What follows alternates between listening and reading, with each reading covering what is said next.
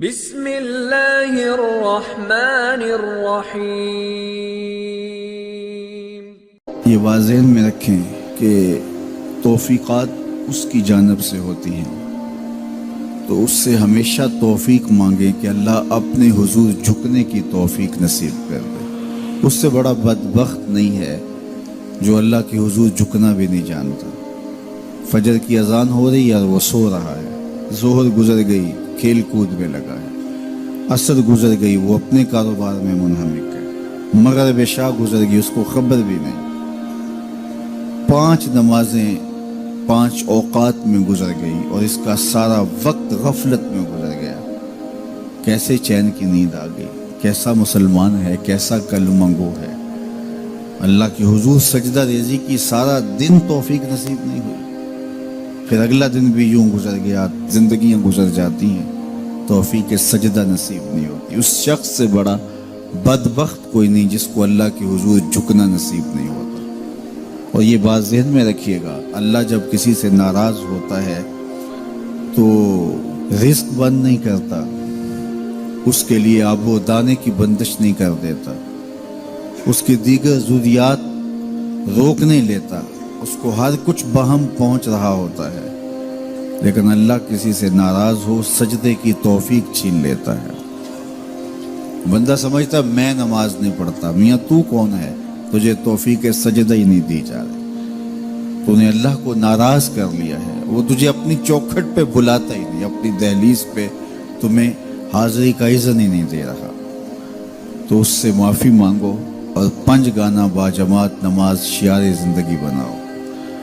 اللہ کے محبوب علیہ السلام نے ارشاد فرمایا، حضرت انس رضی اللہ تعالی عنہ کی مرویات سے ہے، صحیح بخاری میں یہ حدیث موجود ہے کہ آقا کریم نے ارشاد فرمایا، ان احدکم اذا صلی ینادی ربہ، تم میں سے جب کوئی شخص نماز پڑھتا ہے تو وہ اپنے رب سے سرگوشیاں کر رہا ہوتا ہے۔ یہ اپنے رب سے ہم کلام ہونا ہے۔ حضرت سہل بن عبداللہ تستری کسی جنگل میں رہتے تھے، کچھ لوگ انہیں ملنے گئے تو کسی نے پوچھا واپسی پہ کہ حضرت یہاں تنہائی میں دن اور راتیں کیسے کاٹتے ہو؟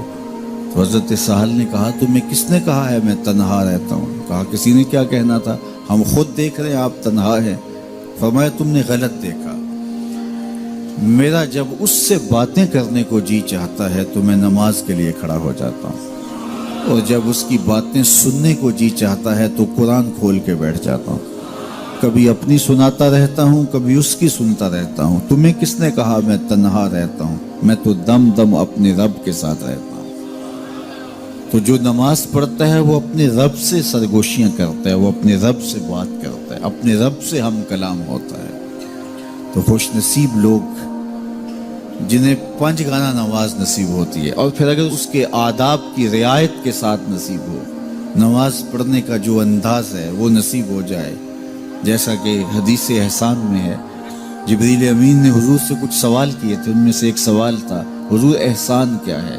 تو فرمایا تو اپنے رب کی عبادت اس طرح کرے کأنک تراہ، گویا تو اسے دیکھ رہا ہے، یہ تیری کیفیت ہو کہ تو اپنے رب کا دیدار کر رہا ہے۔ اللہ اکبر۔ حضرت سیدنا علی المرتضیٰ رضی اللہ تعالی عنہ سے کسی نے پوچھا کہ جس رب کی عبادت کرتے ہو کبھی اس کو دیکھا بھی ہے، کبھی اس کیفیت سے بھی گزرے ہو؟ تو فرمایا لم اعبد ربا لم اراہ، جب تک دیکھتا نہیں سجدہ ہی نہیں کرتا۔ تو اپنے رب کی عبادت ایسے کرو کہ تم گویا اسے دیکھ رہے ہیں، اور اگر یہ کیفیت تمہاری پیدا نہیں ہوتی تو کم از کم اس کیفیت میں آؤ کہ تمہارا رب تمہیں دیکھ رہا ہے۔ اور یہ تصور بھی کون سا کم ہے کہ میرا مالک مجھے محبت کی نگاہ سے دیکھ رہا ہے۔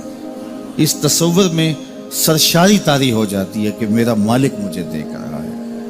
تو وہ انتہائی کیفیت ہے کہ اپنے رب کی عبادت اس طرح کرو کہ گویا تم اسے دیکھ رہے، اور اگر وہ کیفیت طاری نہیں ہوتی تو اس کیفیت میں ڈوب جاؤ کہ وہ تمہیں دیکھ رہا ہے۔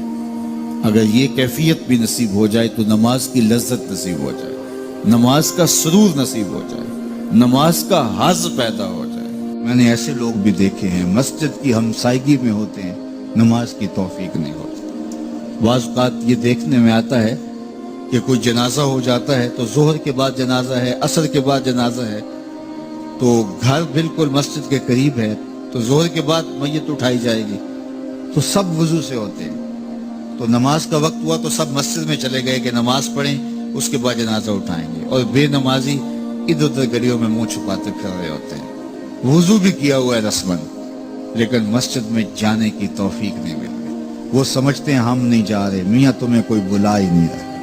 اتنے بد نصیب ہو، جنازہ بھی تم اللہ کے لیے نہیں پڑھنے آئے، وہ بھی کسی کے دکھلاوے کے لیے آئے۔ وہ تو فرض کفایہ ہے اور یہ نماز فرض عین تھی، اور یہاں اللہ کا بلاوا آیا، اس کے لیے اذان کوئی نہیں، اس کے لیے اذان ہے، اور تم یہاں اذان سننے کے باوجود بھی مسجد کے باہر گھوم رہے ہو، بہانے بہانے کبھی ادھر جا رہے ہو کبھی ادھر جا رہے ہو، اور نمازی مسجد کا رخ کر رہے ہیں۔ تو یہ کتنی بد نصیبی ہوتی ہے کسی شخص کی کہ مسجد کی ہمسائیگی میں بھی رہتا ہو اور مسجد کے قرب میں کھڑا ہو، اسے نماز کی توفیق نہ نصیب۔ تو یہ اس کی طرف سے توفیقات نصیب ہوتی ہیں۔ میں ایک بات سنایا کرتا ہوں کہ لاہور جب بڑی چہل پہل ہوا کرتی تھی ہمارے ریلوے اسٹیشن پہ، تو بہت سارے لوگ ریلوے کے ذریعے آیا کرتے تھے، تو وہاں کلیوں کی قطاریں ہوا کرتی تھی۔ ایک بوڑھا کلی، ٹرین کا وقت ایسا تھا کہ وہ رکی آ کے، تو اس نے کسی کا سامان اٹھایا، تو میکلوڈ روڈ پہ جانا تھا، تو راستے میں نوری مسجد پڑتی ہے، تو اس نے کہا قریب آ کے کہ بابو جی میری نماز عصر رہتی ہے، تو ذرا 2 منٹ کے لیے رکیے میں نماز پڑھ لوں۔ تو اس نے کہا ٹھیک ہے، سامان رکھا اور بابا جی اندر نماز پڑھنے چلے گئے۔ نماز ذرا اعتدال کے ساتھ پڑھتے تھے، رکوع و سجود اچھے طریقے سے کرتے تھے، اور یہ بار بار ٹائم دیکھتا ہے اور کبھی اندر جھانکتا ہے، تو بابا جی ابھی رکوع میں ہیں، کبھی سجدے میں ہیں، کبھی قیام میں ہیں۔ یہ کہتا ہے کہ میں جی مصیبت میں پھنس گیا کہ بابا جی نماز نہیں چھوڑ رہے۔ خیر بابا جی نے سلام پھیرا، ان کو تسبیحات فاطمہ پڑھنے کی عادت ہوئی تھی، وہ تسبیحات پڑھنے لگ گئے، تو اس کا پیمانہ صبر لبریز ہو گیا۔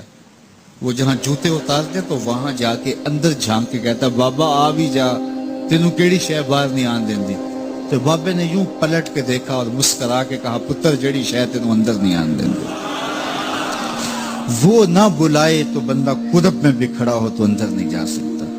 اللہ سے توفیق مانگو کہ ہماری نسلوں میں بھی کوئی بے نمازی ہو، 5 گانا نماز کی عادت زندگی میں رچ بس جائے، ہماری اولادیں بھی رب کے حضور سجدہ ریز ہونے والے ہیں۔ قیامت کے دن جب حکم ہوگا کہ اللہ کو سجدہ کرو، بے نمازی اس دن تو چاہیں گے سجدہ کریں، آج کوئی نماز پڑھتا یا نہیں پڑھتا، اس دن تو ہر کوئی چاہے گا کہ آج سجدہ کریں، لیکن بے نمازی چاہے گا کمر اکڑ جائے گا، سجدہ کر نہیں سکے گا۔ قرآن بتاتا ہے کچھ لوگ جہنم کی طرف دھکیل کے لے جائے جا رہے ہوں گے، ان کو کچھ لوگ پوچھیں گے ما سلککم فی سقر، تم جہنم کو کیوں جا رہے ہو؟ تو وہ کہیں گے لم نکو من المصلی، ہم نماز نہیں پڑھا کرتے۔